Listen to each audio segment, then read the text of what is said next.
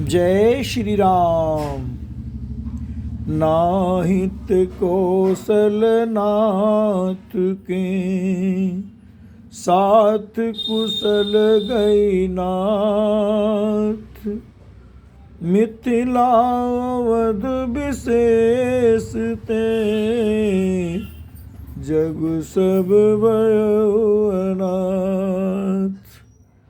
नहीं तो हे नाथ, कौशल क्षेम तो सब कौशलनाथ दशरथ जी के साथ ही चली गई।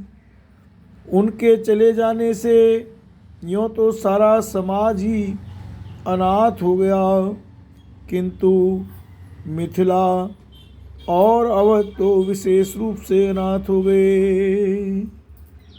कौशलपति गति सुन जन कोरा, बे सब लोक शोक बस बोरा। जह देखे तेहि समय विदेहु, नाम सत्य यस लाग न केहू। अयोध्या की गति दशरथ जी का मरण सुनकर जनकपुर वासी सभी लोग शोकवश बावले हो गए, सुध बुध भूल गए। उस समय जिन्होंने विदेह को शोकमग्न देखा, उनमें से किसी को ऐसा न लगा कि उनका विदेह देहाभिमान रहित नाम सत्य है। क्यों कि देहाभिमान से शून्य पुरुष को शोक कैसा। रानी कुचाली सुनत नर पालई, सूझ न कछु जस मनि बिनु ब्यालई। भरतराज रघुवर बनवासु, बा मिथिलेश हृदय रासु। रानी की कुचाल सुनकर राजा जनक जी को कुछ सूझ न पड़ा। जैसे मणि के बिना सांप को नहीं सूझता। फिर भरत जी को राज्य और श्री रामचंद्र जी को वनवास सुनकर मिथिलेश्वर जनक जी के हृदय में बड़ा दुख हुआ। राम नृप बूझे बुध सचिव सया समाजू, कहु विचारे। नृप बूझे बुध सचिव समाजू, कहु विचारे उचित काजू।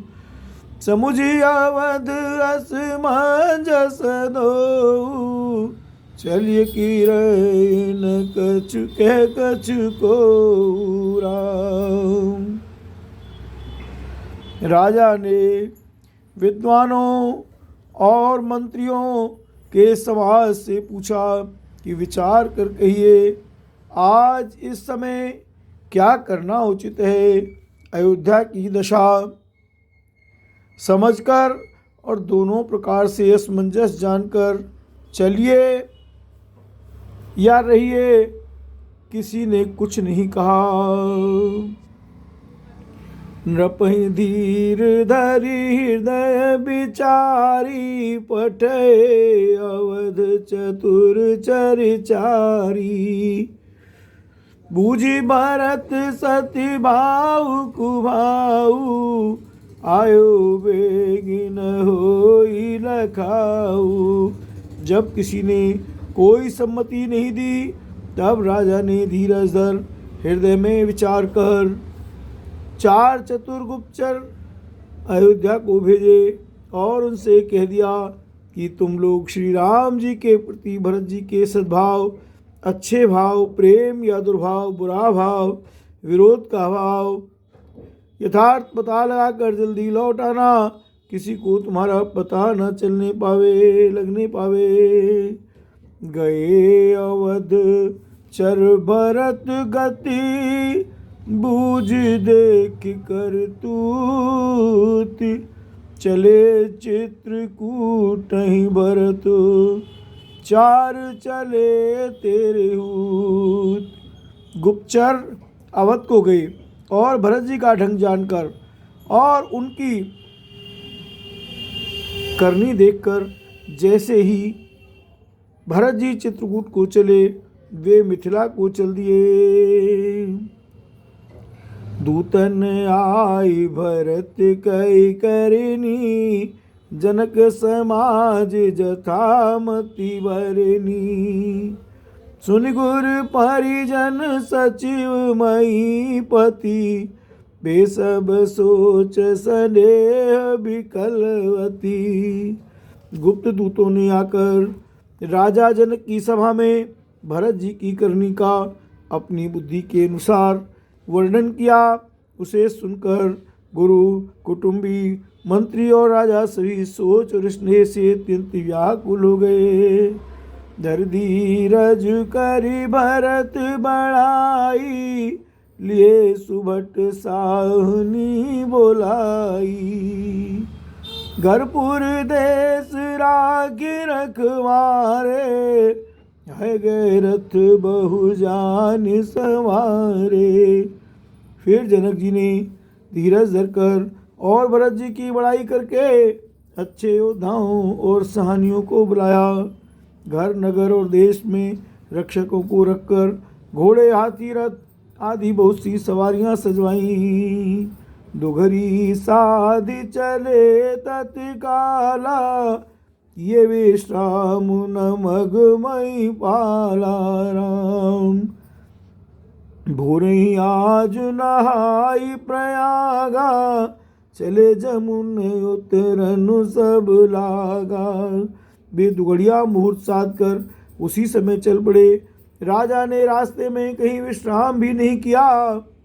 आज ही सवेरे प्रयागराज में स्नान करके चले हैं। जब सब लोग यमुना जी उतरने लगे, खबर लेन हम पटे नाथा, तिनकई सस महीनायु माथा। साथ किया तुझ सातक दीने, मुनिवर तुरत विदाचर कीने। तभी नाथ हमें खबर लेने को भेजा। उन्होंने ऐसा कहकर पृथ्वी पर सिर नवाया। मुनि श्रेष्ठ वशिष्ठ जी ने कोई 6-7 भीलों को साथ देकर दूतों को तुरंत विदा कर दिया।